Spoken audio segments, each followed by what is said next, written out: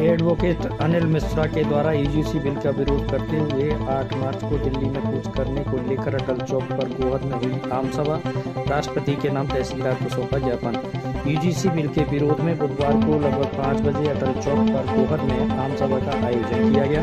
इस दौरान एडवोकेट अनिल मिश्रा ने कहा कि सभी राजनीतिक दल सवर्ण समाज का शोषण करते आए हैं। भाजपा सरकार द्वारा यूजीसी बिल थोपा गया है जिसकी कोई आवश्यकता नहीं थी। देश भर में इसका विरोध किया जा रहा है। 8 मार्च को जंतर मंतर पर दिल्ली में लाखों की संख्या में लोग पहुंचकर आंदोलन करेंगे। यदि अभी लोग नहीं जगे तो कभी नहीं जग सकते। आम सभा के पश्चात राष्ट्रपति के नाम तहसीलदार को ज्ञापन भी सौंपा गया।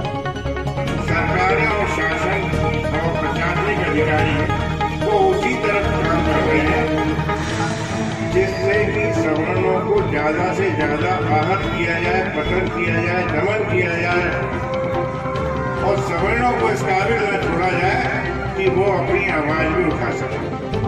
और मैं आपको ये भी बताना चाहता हूँ, ये आखिरी पीढ़ी है जो आवाज उठाने में सक्षम है। इसके बाद जो पीढ़ी आने वाली है वो आवाज भी नहीं उठाएगी, क्योंकि उसको इतने ऐशो आराम से अवगत करा दिया गया है कि वो अच्छे प्राइवेट स्कूलों में शिक्षा लेते हैं, कॉलेजों में शिक्षा लेते हैं, वो इस काबिल नहीं है।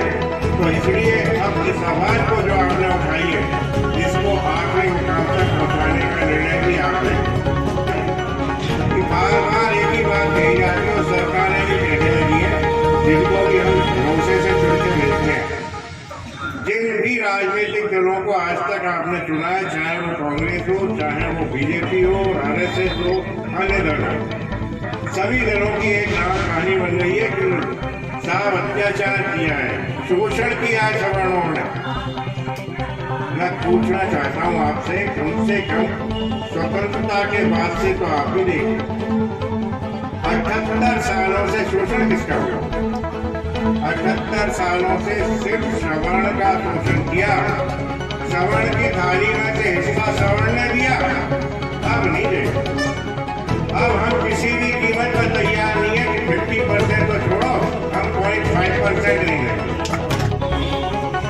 यूजीसी तो अभी आया, हम उस व्यवस्थाओं को खत्म करने रहे हैं जिसके आधार पर जातिगत संगत राजनीति की जाती है।